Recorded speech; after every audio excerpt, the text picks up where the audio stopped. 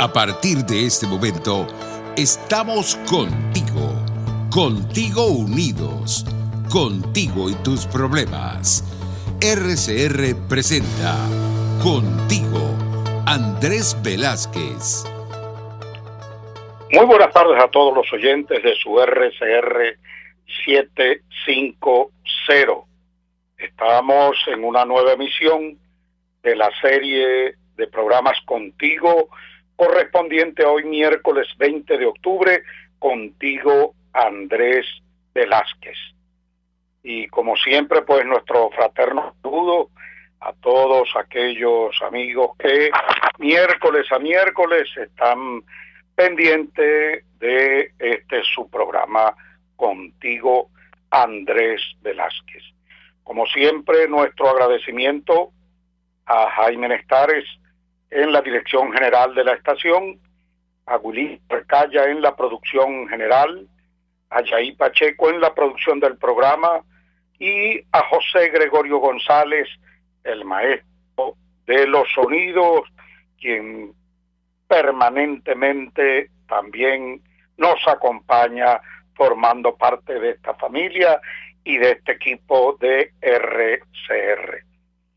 Bueno, arrancamos nuestro programa de hoy con un comentario relacionado con el tema de la extradición de Alex Saab. Esta es la noticia, del fin de semana pasado, la noticia que enloqueció al régimen, diría yo, que lo enloqueció duro por sus reacciones. Vimos reacciones tales como la suspensión, por ejemplo, de las negociaciones en México, relacionándola con el tema de la extradición de Alex Saab.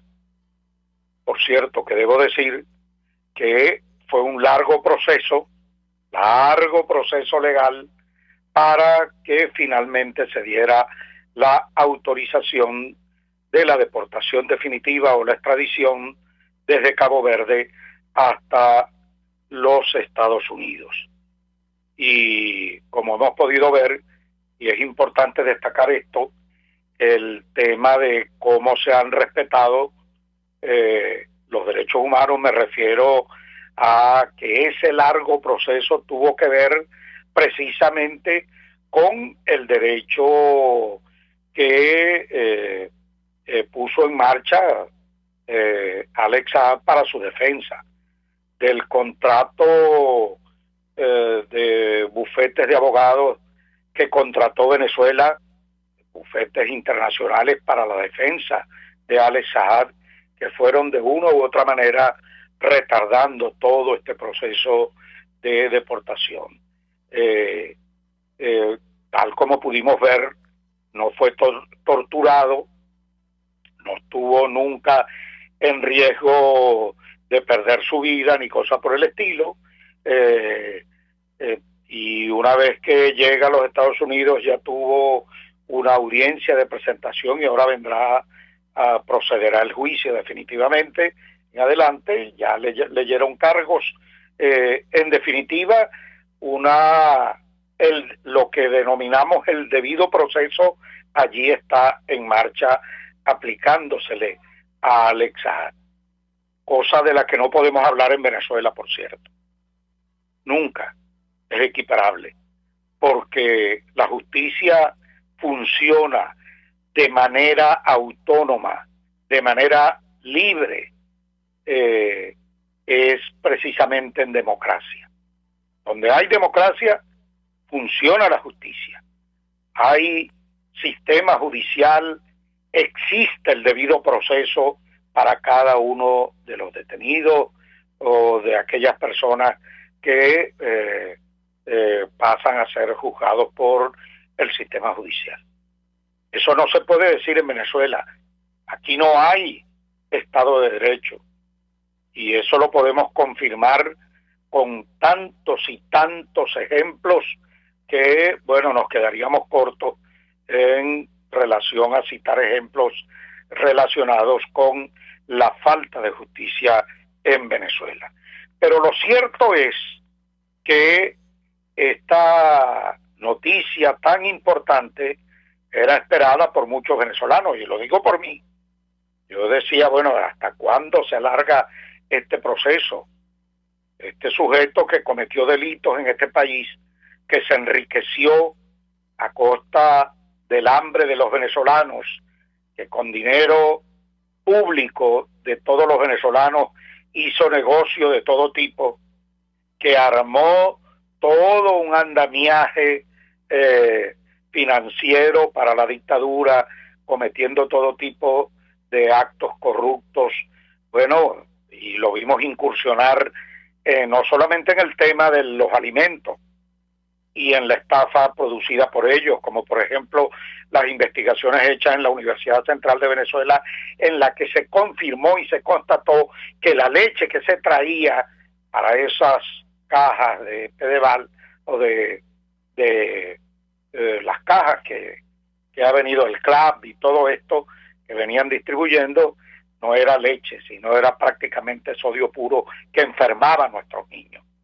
Eso fue confirmado por nuestros expertos en la Universidad Central de Venezuela.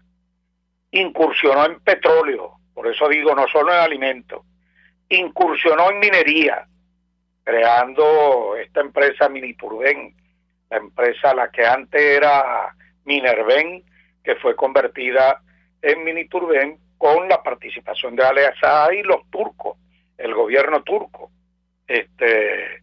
y también en el área forestal, y aquello que se conocía como Uberito o Maderas del Orinoco pasó a formar parte también de un negocio de Alex Saad con el gobierno turco.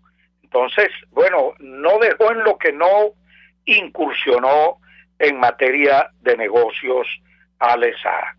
Y la reacción del régimen, bueno, destemplada, cuya primera reacción fue la de suspender las conversaciones o las negociaciones en México, como si esa negociación estuviera atada a la suerte de Alex Saad, que los cargos por los cuales en este instante se le juzga, bueno, sencillamente son cargos que nada tienen que ver con el tema de la negociación en México, que son cargos que fueron ya acusaciones que se le hicieron con muchos años de antelación, investigaciones que vienen produciéndose desde hace bastante tiempo y que nada tienen que ver con estas negociaciones, pero el régimen en una de cálculo de viveza, bueno, llegó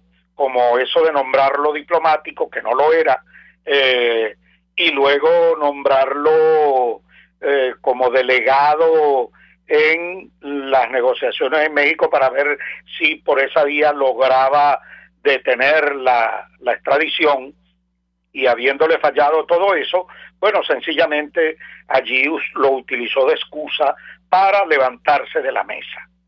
Y como bien lo dijo nuestra delegación en México, como vocero el doctor Gerardo Bley, bueno, no puede haber ninguna persona más importante que la suerte de todo un país.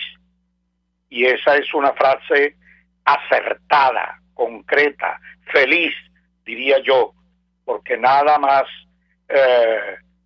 oportuno para reflejar por esa vía el poco interés que Nicolás Maduro le pone al tema de las negociaciones en México. Trató de utilizarlo más bien como excusa o como vehículo para tratar de frenar la extradición de Alex Saad, pero nunca con el propósito de buscar una verdadera solución. Se ha levantado de la mesa. Bueno, yo espero que regrese, o todos esperamos al fin de cuentas que regresen de nuevo a sentarse responsablemente, que no sean tan irresponsables y que asuman y cumplan su palabra, comprometida no solamente con la delegación que hoy representa allí el gobierno interino de Guaidó y a la plataforma democrática, de la plataforma de unidad democrática, sino con el resto de los países, en este caso con Noruega, por ejemplo, que es el país facilitador, o los países acompañantes, en este caso, y los países amigos que igualmente están comprometidos en estas conversaciones. Que cumplan su palabra, que no sean tan irresponsables. Y, por supuesto, como siempre lo he dicho, en lo personal, quizás, y creo que la gran mayoría del país puede opinar lo mismo, opina lo mismo, que no hay tanta expectativa en relación a lo que pueda salir de esas conversaciones, pero allí hay una posibilidad efectiva, real, si hay voluntad política por parte del régimen para efectivamente ir a concretar una solución de fondo y definitiva a la crisis política, social, económica e institucional que vive Venezuela. Y eso lo logramos concretando un cronograma electoral, concretando la ayuda humanitaria, bueno, y concretando todos los acuerdos necesarios para reinstitucionalizar la vida del país, que precisamente pasa por el hecho de la convocatoria de una elección presidencial, que es la primera institución la que finalmente debemos reinstitucionalizar, darle legitimidad, y eso se logra con una elección presidencial, tal como está planteado dentro de el documento de intención que se firmó para los efectos de estas conversaciones en la Ciudad de México. Otra reacción que vimos de parte del régimen fue llevarse de nuevo preso a los estadounidenses miembros de la gerencia de Citgo, que habían sido liberados, se los volvieron a llevar a la cárcel, a las mazmorras del régimen, y los usan entonces como rehenes, usan la justicia como factor o vehículo de venganza y de manipulación política para responder a lo que fue la extradición de Alex Saad. Igualmente vimos cómo allanaron la casa de los padres del periodista Roberto Denis y cómo bloquearon la página de Armando Info. Todo esto una reacción, y lo de Roberto Denis porque ha sido uno de los periodistas junto a ese equipo de Armando Info que ha venido haciendo una serie de investigaciones que pusieron al descubierto toda esta serie de delitos en los cuales está incurso y comprometido Alex Saad. Y no solamente él, porque en este caso, bueno, habría al final de cuentas que terminar de ver todo el enmarañamiento que esto significa, todo el tejido, la maraña de corrupción y quiénes están involucrados allí y quiénes le pagaron esos recursos y quiénes se lucraron de ello y quiénes recibieron recursos de ese dinero público del cual se apropió indebidamente Alex Saad. Todo eso está en definitiva por descubrirse y ponerse en conocimiento del mundo entero y por supuesto de los venezolanos. Luego hubo otra reacción no menos importante, que fue la de la carta que le envió Arreaza en nombre del gobierno dictatorial de Maduro, de los que usurpan el poder, amenazando prácticamente a Alex Saad, diciéndole que él tiene información que son seguridad, que representan seguridad de Estado. Imagínense ustedes cómo será la información que este individuo maneja. Y que hablar de eso con la justicia americana podría ser calificado como traición a la patria y en consecuencia también ser castigado por eso. Es decir, una amenaza directa del régimen dictatorial también a Alex Saad, de acuerdo a la carta, a lo expresado en esa carta firmada por el canciller de la dictadura. Y luego vimos otro elemento, el acto público realizado para pretender presentar a Alex Saad como un héroe nacional y una víctima del imperio. De verdad, qué vergonzoso. No le acuño ningún otro calificativo, sino vergonzoso. Una verdadera vergüenza que un empresario acusado de corrupción, extraditado por la justicia americana, sometido a juicio, bueno, aquí esta mal llamada revolución le esté haciendo apología a este delincuente con actos públicos y cosas por el estilo. Bueno, este comentario quería hacerlo y de verdad que ojalá la justicia funcione, por aquello de que la justicia, aunque tarda, pero siempre llega cuando hay voluntad para aplicarla. Y ojalá pudiéramos ver en nuestro propio país de verdad la justicia actuando de manera libre, de acuerdo al debido proceso y respetando los derechos humanos de cada ciudadano.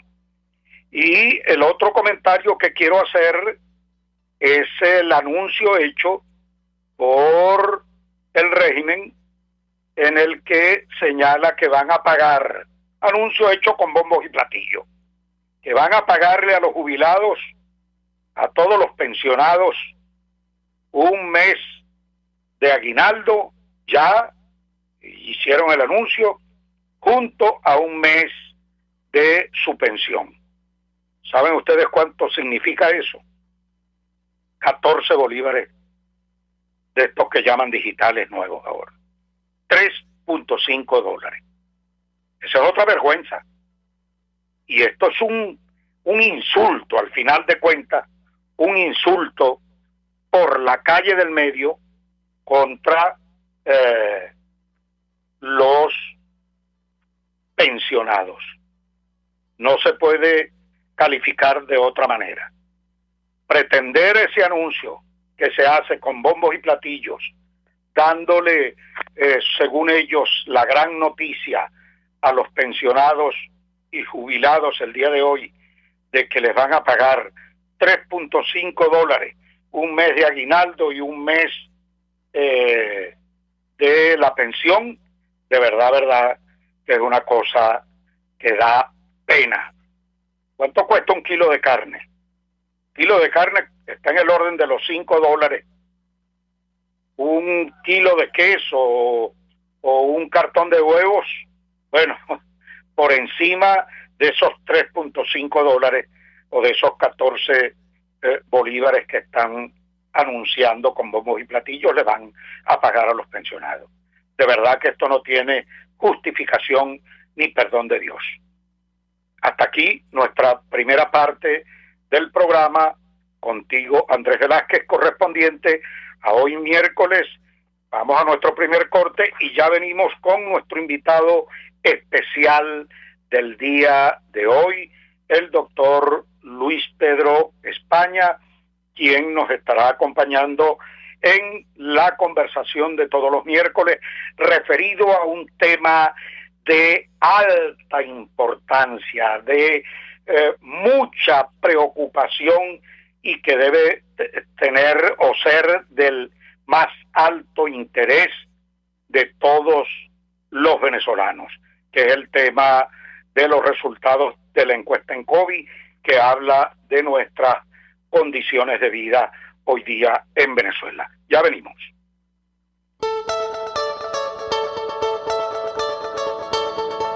Les estamos presentando Contigo, el espacio donde tú y tus dirigentes se escuchan, solo por RCR 750. Puedes seguirnos en nuestras redes sociales. En Twitter, @RCR750, la radio que se ve. Mis amigos, una empresa comprometida y responsable con su personal es una empresa segura, y Produzca es la compañía pionera en Venezuela que ofrece la mayor cantidad de equipos de comprobada calidad para garantizar la seguridad integral de toda la nómina industrial de cualquier empresa. El catálogo de Produzca es inmenso, todo tipo de guantes, cascos, accesorios y productos varios de protección para tu personal. Conoce más de Produzca en www.produzca.com. Produzca, seguridad en tu empresa de los pies a la cabeza.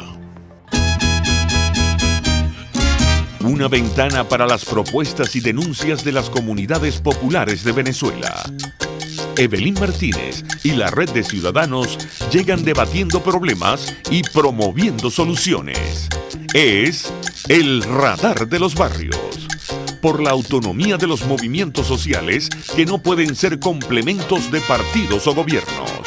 El Radar de los Barrios, de lunes a viernes, a partir de las 10 de la mañana, por RCR 750 AM. Ante el agobio diario, siempre se agradece una pausa. De lunes a viernes, Verónica Oliveros te trae un cafecito para el alma en Sin Estrés, la revista radial de Radio Caracas Radio, con música, cultura, salud, emprendimiento, terapia, astrología y más. Cada tarde a las 3 nos ponemos en modo Sin Estrés por RCR, la radio que se ve. RCR 750 AM, porque lo bueno une.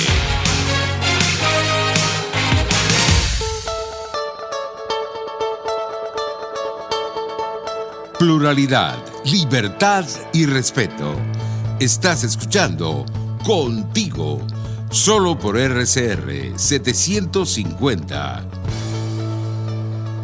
Continuamos el programa Contigo, Andrés Velázquez, correspondiente hoy miércoles 20 de octubre. En esta parte del programa, como es costumbre ya del mismo, vamos a sostener nuestra acostumbrada conversación, y esta vez de verdad con un invitado que en primer lugar le agradezco que haya hecho el espacio, que haya atendido nuestra invitación, porque es el tema que vamos a tratar y del cual él es especialista. Bueno, sencillamente es un tema, repito, como he venido señalando, de alto interés de todos los venezolanos. Se trata del doctor Luis Pedro España, sociólogo, profesor de posgrado de la UCAD, de la Universidad Católica Andrés Bello, director del Instituto de Investigaciones Económicas y Sociales de esa universidad, y quien junto a otro equipo, tal como la profesora Anitza Freites, participa o dirigen la encuesta en COVID, que es la encuesta de condiciones de vida de los venezolanos. Cosa que yo la califico de el más grande aporte que se le puede hacer hoy día a Venezuela, en medio de un régimen que mantiene la opacidad y el secretismo como política de Estado. Todo es secreto, nada se sabe, donde no hay información ninguna de cifras oficiales. Bueno, contar con un trabajo como este, con un esfuerzo como este que hace este conjunto de universidades y estos especialistas, entre ellos el doctor Luis Pedro España, es algo que de una buena vez, doctor España, le valoramos, le reconocemos, y todo el país, en definitiva, le reconoce.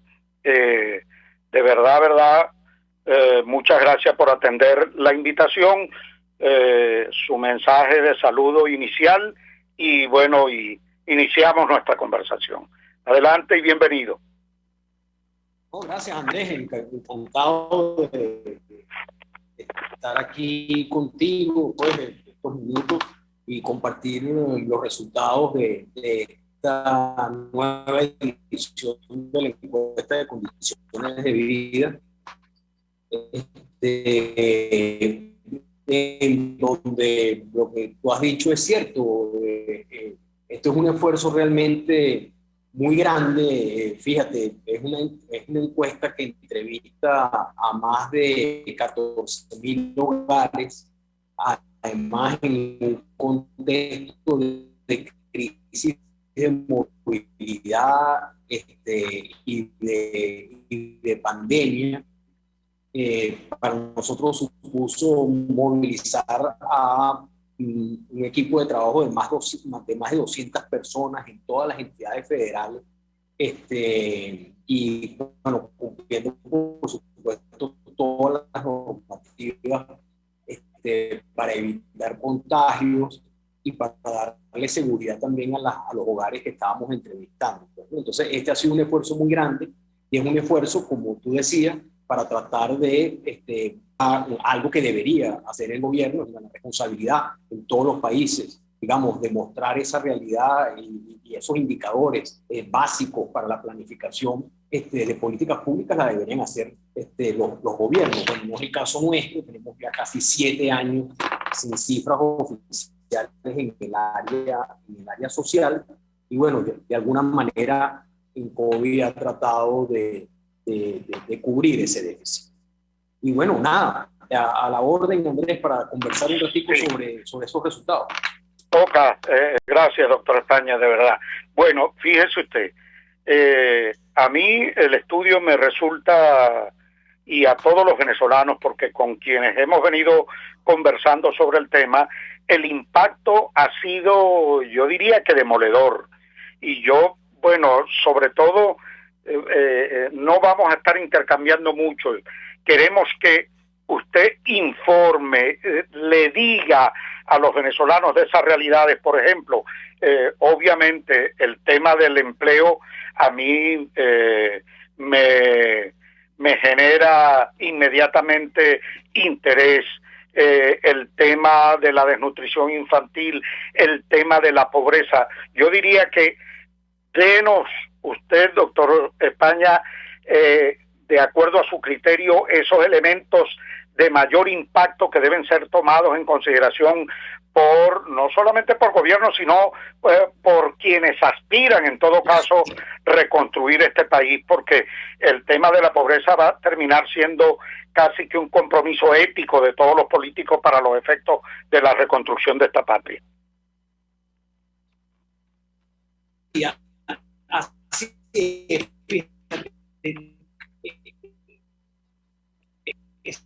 es cierto, Andrés, que digamos lo que más recurre. Sí, te escucho. Sí, dígame. No se oye muy bien. Tenemos dificultad con la comunicación. Sí, bueno, ahora sí, adelante. Sí, Andrés, lo de siempre. No sé si ahorita me están escuchando. Muy bien. Bueno, no, muy rápidamente lo que quería mencionar es que efectivamente, si bien digamos que lo más fácil de transmitir de COVID son los niveles de pobreza, etcétera, sin embargo, nosotros lo dijimos en las presentaciones, que digamos que el rasgo particular no tiene tanto que ver con eso, porque nosotros tenemos ya 3, 4 años montados en esos niveles de pobreza de ingreso, y digamos de pobreza multidimensional, que considera otras variables además del ingreso, que estaría como por encima del 60%. Pero lo que ha ocurrido en este año y medio de crisis de movilidad ha impactado fundamentalmente 2 aspectos. Uno que tú mencionabas, el sector, digamos, laboral, y el otro es la escuela. Fíjate que nosotros hablamos de crisis de movilidad, no estamos hablando solamente del tema de la pandemia, porque Venezuela antes de la pandemia mundial ya era un país confinado. Primero era un país aislado, porque menos de 14 vuelos internacionales llegaban a Venezuela. Eso hizo que el virus llegara al país, digamos, con rezago, con bastante rezago, y después el país estaba confinado a las distintas ciudades, inclusive la gente a su casa, porque no tenía cómo movilizarse por la crisis de combustible. Cuando llega la pandemia, bueno, el gobierno toma un conjunto de medidas que para los índices que teníamos era, digamos, casi una sobreactuación, ¿no? Y uno no sabe muy bien, no tiene forma de saberlo, si la pandemia se utilizó sobre todo al principio como un chivo expiatorio del verdadero problema que teníamos en el país, que era el ataque de movilidad. Por lo tanto,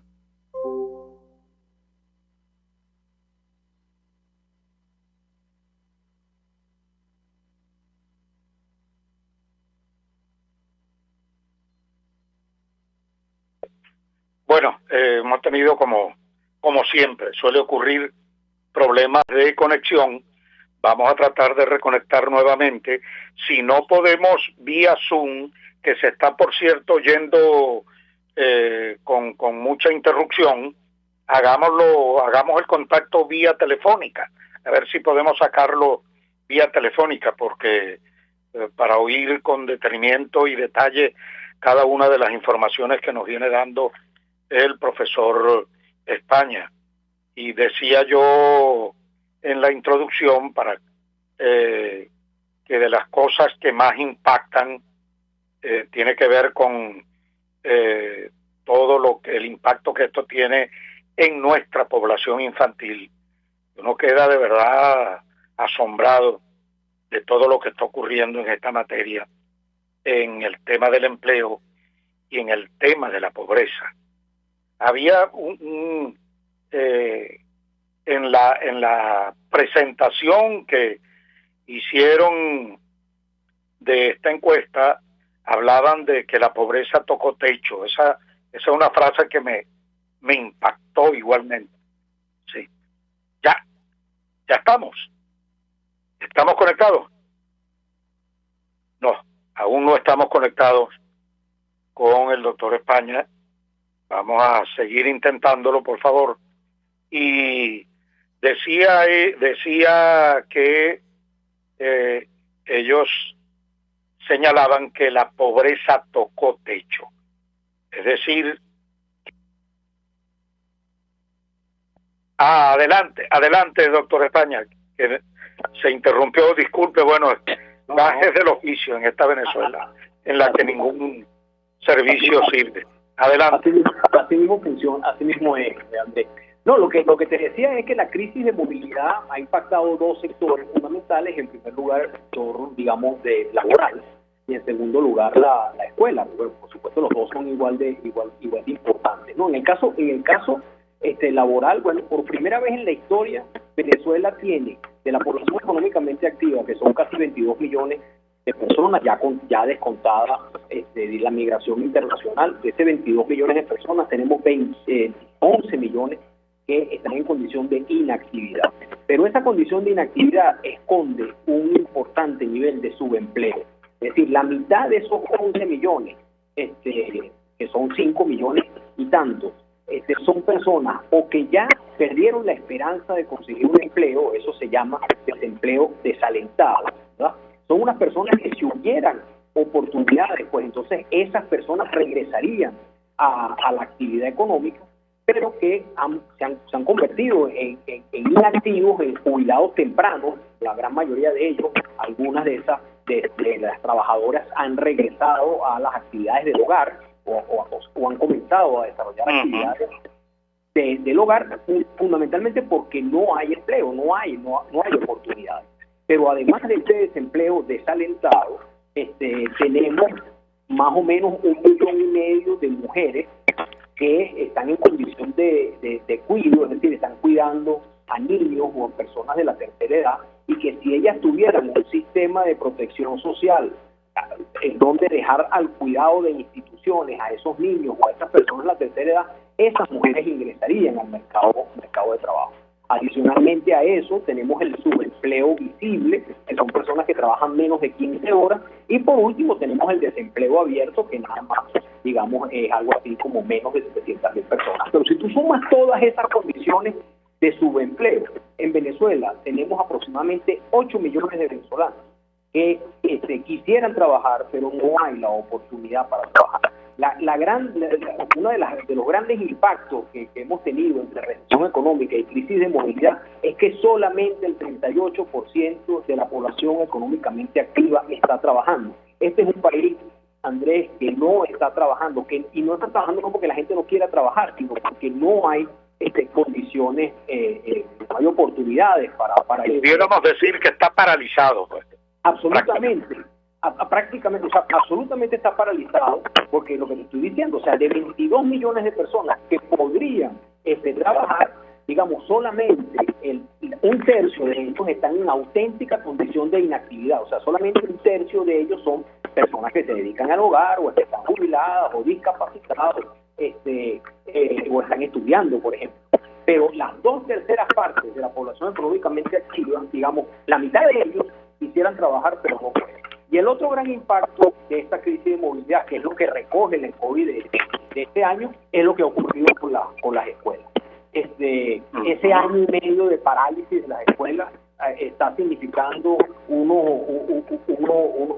huellas que va a dejar en algunas edades que probablemente van a ser irreversibles, pues, ¿no? El caso de los niños entre 6, 7 u 8 años que no pudieron aprender a leer y a escribir en el año que les corresponde, y así con otros niveles educativos. Por eso yo celebro mucho y quisiera utilizar tu programa para felicitar a Fe y Alegría.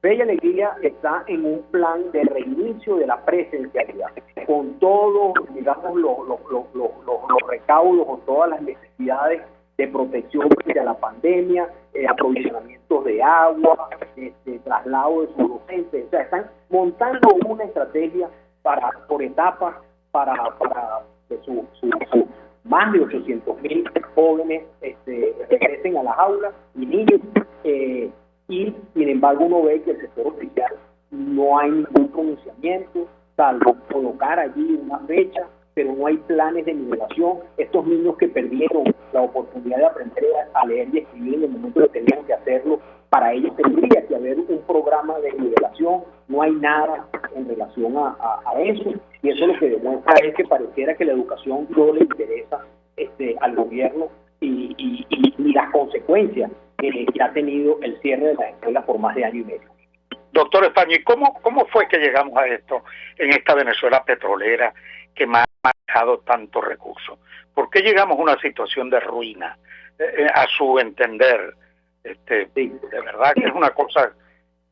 Bueno, por supuesto, el gran responsable es evidente que han sido las pésimas políticas que hemos tenido en los últimos años, unas políticas que durante un tiempo, es decir, entre el 2005 y el 2011 por lo menos, eran unas pésimas políticas, pero el boom petrolero, digamos que lograba camuflajear el efecto negativo de las empresas. O sea, por un lado, las políticas, digamos, de nacionalización, de sobrecontrol de las empresas, de convertir a la actividad económica en un enemigo, eso fue lo que se hizo, pues se convirtió eso en un enemigo, pues entonces eso supuso cierres de empresas y cierres de empresas. Claro, el ingreso petrolero permitía que si cerraba una empresa productora, qué sé yo, de leche, pues entonces usted importaba leche. Si caía la producción de carne, pues usted importaba carne. Pero claro, cuando se acabó el boom petrolero, pues entonces nos conseguimos con un país en ruinas, con un país sin empresas, con un país sin oportunidades, porque fue destruido precisamente en los años del boom petrolero. ¿Reconstruir ese país es posible? Claro que es posible, pero para le iba a comentar eso. ¿Cómo ves la reconstruir todo esto? ¿Qué nos haría falta, en su opinión? Sí, claro, cuando uno ve este inmenso nivel de desastre, uno tendería a pensar que se necesitaría mucho tiempo para su reconstrucción. Y nosotros en ese sentido nosotros creemos que la recuperación del país, por lo menos al inicio, podría ser relativamente rápida. Para decirlo en términos de cifras, nosotros podríamos bajar ese techo de pobreza de ingresos, digamos, a una vuelta de 2-3 años de crecimiento económico sostenido, y por lo menos bajarlo hasta un 60%, inclusive hasta un 50%. Pero sí, la única forma de que ese país recupere su capacidad de producir riqueza es, digamos, que tengan lugar dos condiciones. La primera condición es estabilizar al país política e institucionalmente. Y la estabilización política e institucional pasa, bueno, precisamente por una tregua, o sea, por restablecer las condiciones democráticas, por restablecer la legalidad. Este es un país donde las personas no saben si vender en dólares es legal o no es legal. Las personas no saben, digamos, en el ámbito económico, pero también en todos los ámbitos, qué es lo que se puede y qué es lo que no se puede. Entonces, eso es lo primero, o sea, restablecer el equilibrio político institucional del país. Y lo segundo, por supuesto, es tener un programa de desarrollo concertado entre los agentes sociales, las distintas fuerzas políticas, que le dé la señal al país de que efectivamente vamos a ir por un rumbo que no va a ser zigzagueante, sino que, digamos, es un rumbo de recuperación y de crecimiento económico, generando las condiciones para que Venezuela pueda volver otra vez a existir la inversión y, digamos, nuevamente sea posible los emprendimientos, la generación de empleo, etcétera, que ese es el primer paso. Claro, lograr ese primer paso va a ser muy difícil, pero si se lograse, nosotros comenzaríamos a tener resultados, digamos, muy rápido. Ahora, ¿eso es factible? Yo creo que eso, más bien esa es una pregunta que yo te haría a ti. O sea, ¿qué tan factible ves tú que se pueda restabilizar político e institucionalmente el país en algún momento? Sin que necesariamente, digamos, aquí ocurra una especie de debacle de mayúsculas. Si es posible que este país se estabilice, porque ese es el primer paso, Andrés. Sin ese paso, todo lo demás no va a echar hacia adelante. Sí. Doctor, bueno, no quiero meterlo en política fuera del tema, pero me gustaría una opinión suya relacionada con el asunto de la negociación en México y, bueno, la parada que hizo el régimen de no asistir, y no sabemos si finalmente va a continuar o no.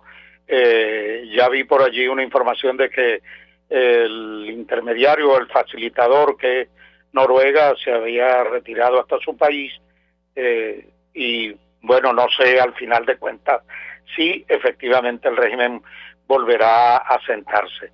¿Cree usted que esto tiene que mantenerse o finalmente no hay? Yo creo que la única forma de relanzar al país es por la vía del entendimiento. Yo creo que en distintas ocasiones distintos agentes políticos no lo ven así, porque uno podría decir, bueno, el gobierno ha sido reacio al diálogo. Yo, bueno, también en algunas ocasiones algunos factores de la oposición también han sido y siguen siendo reacios, digamos, al diálogo. Aquí hay un problema de confianza, y mientras no haya un mínimo de confianza entre los agentes políticos, pues entonces ningún diálogo va a funcionar. Ahora, esa es la única vía. Yo no conozco ninguna otra que sea posible. Hay gente que dice que sí existe alguna otra, pero por supuesto yo de eso absolutamente lo desconozco. Ahora, lo que está bastante claro es que cuanto más tardemos en restablecer la institucionalidad democrática en este país, pues nuestro nivel de sufrimiento económico y social va a continuar, sin lugar a dudas. Sí. Bueno, doctor, unas palabras finales de aliento para todos los venezolanos, que llegamos al final de nuestro tiempo de conversación, ya para ir cerrando el programa. No, Andrés, mira, hay que seguir, digamos, los espacios que siguen abiertos. Yo, por ejemplo, desde mi universidad, desde la Universidad Católica, sigo trabajando y todos seguimos trabajando, digamos, como si existiera efectivamente un futuro.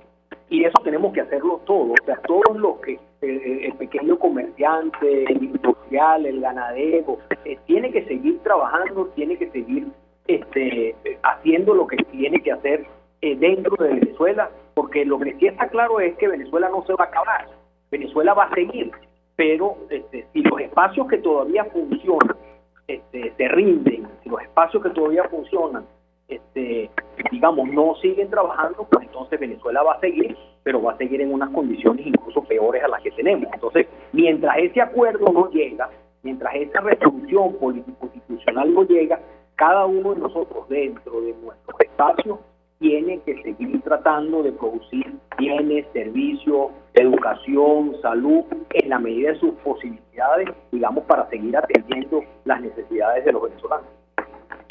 Bueno, muchísimas gracias, doctor España. De verdad, Venezuela les reconoce a todos ustedes ese esfuerzo, a ustedes en lo personal, como profesionales, a la Universidad Católica, igualmente dedicarle recursos, personal a todo esto especializado para saber efectivamente, y que por supuesto esos serán los elementos a tomar en consideración para los efectos de una reconstrucción acertada en materia social en el futuro para nuestro país. Muchísimas gracias, de verdad se lo agradezco, no cejen en su esfuerzo y donde puedan exponer esta realidad, expónganla, que son informaciones que Venezuela requiere hoy día. Muchísimas gracias. Vamos a nuestro segundo corte y ya venimos. Gracias.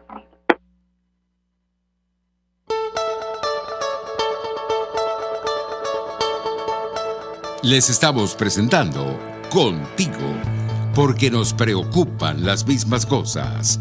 Solo por RCR 750.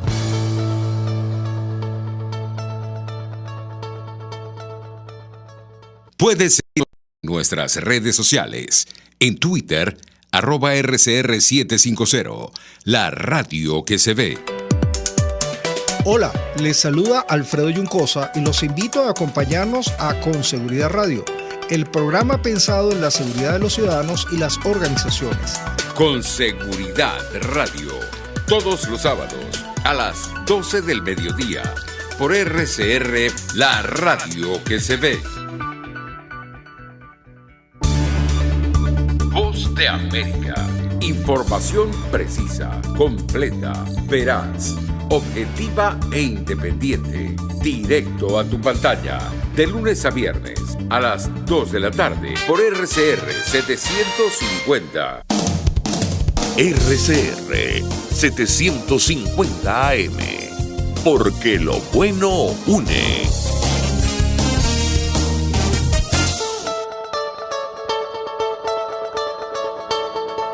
Les estamos presentando Contigo, el espacio donde tú y tus dirigentes se escuchan, solo por RCR 750. Bueno, ya en la parte final de nuestro programa, correspondiente hoy miércoles 20 de octubre, contigo Andrés Velázquez. Como siempre, bueno, agradeciendo a nuestros oyentes a través de la radio que se ve, que nos oye y que nos ve.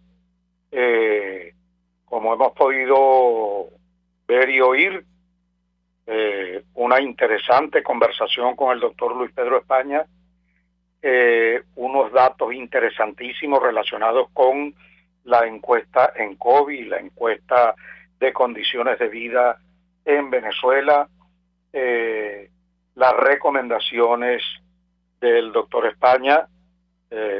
Bueno, no es ningún político, pero no hay que ser político para saber que las recomendaciones que hace en función de estabilizar políticamente el país, restablecer el equilibrio institucional, independencia de poderes y todo esto, son requerimientos sine qua non, diría yo, requerimientos que son insustituibles para lograr la reconstrucción de este país.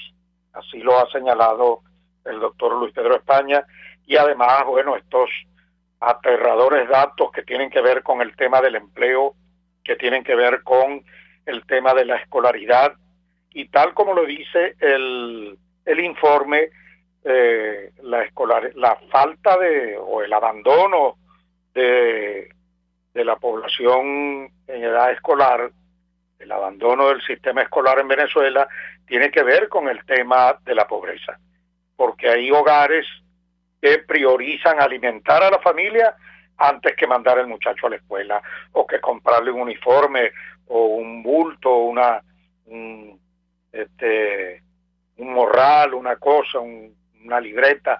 Bueno, eso está ocurriendo. Y el tema concreto que señalaba de cómo se han perdido los empleos en Venezuela y cómo se ha precarizado y cómo ha ido ganando terreno de quienes hoy están ocupados, ha ido ganando terreno el rebusque, diría yo, algo así, que no es ningún empleo, sino la gente viendo a ver cómo obtiene algún ingreso para sobrevivir. Una cosa lamentable, grave, de verdad, como revelación que se da en medio de esta situación que hemos venido viviendo de pandemia, de control social, de extorsión política por parte de un régimen que ha utilizado el hambre y la pobreza de los venezolanos deliberadamente para establecer controles políticos. Y bueno, concluyo este programa de hoy con un comentario que no quiero dejar fuera sin mencionar.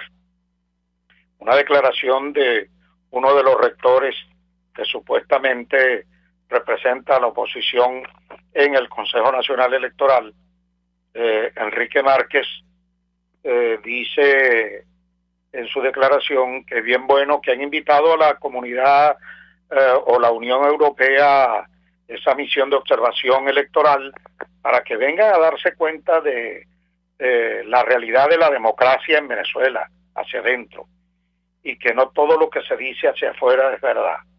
Yo de verdad que lamento y califico de infeliz esa declaración, porque decir eso es como decir que no es verdad que en Venezuela secuestran partidos, se los arrebatan a sus verdaderos dirigentes o autoridades para dárselos a otros que sencillamente se arrimaron al régimen y establecieron complicidades con la dictadura. Es decir, que no es verdad que hay presos políticos, por ejemplo. Es decir, que no es verdad que la dirigencia política, buena parte de ella, está inhabilitada. Es decir, que no es verdad que usan el dinero público como parte del ventajismo del régimen en los procesos electorales. Es decir, que no es verdad que existe control social y que el hambre y las cajas, las bolsas y todo esto es utilizado como chantaje y extorsión política para los efectos de sacar ventaja en procesos electorales. O el hecho de pagar, que no es verdad que pagan el bono electoral, por ejemplo, para conminar a la población a que tiene que votar por ellos. Es decir, o negar que no es verdad que los medios de comunicación están controlados, censurados o autocensurados, y los medios públicos totalmente secuestrados por el régimen, dedicados a beneficiar a sus candidatos, a sus políticas y a su partido.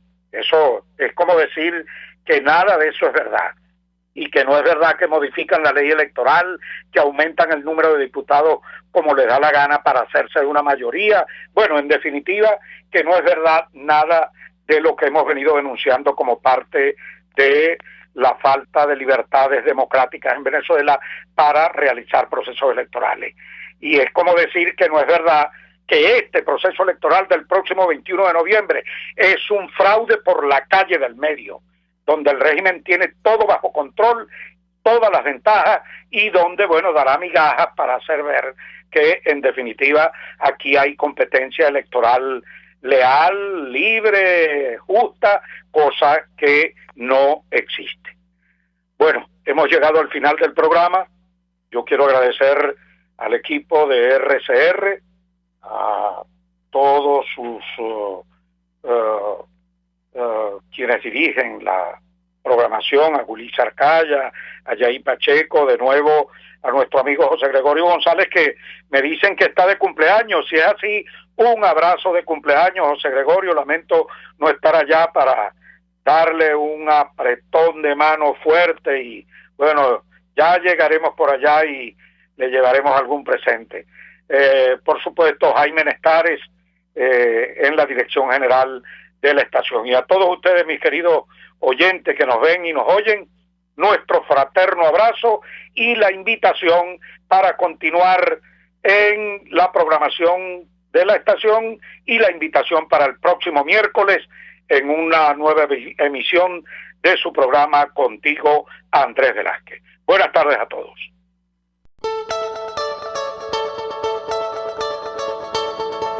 RCR presentó Contigo, donde la pluralidad de pensamiento confluye. Solo por RCR 750.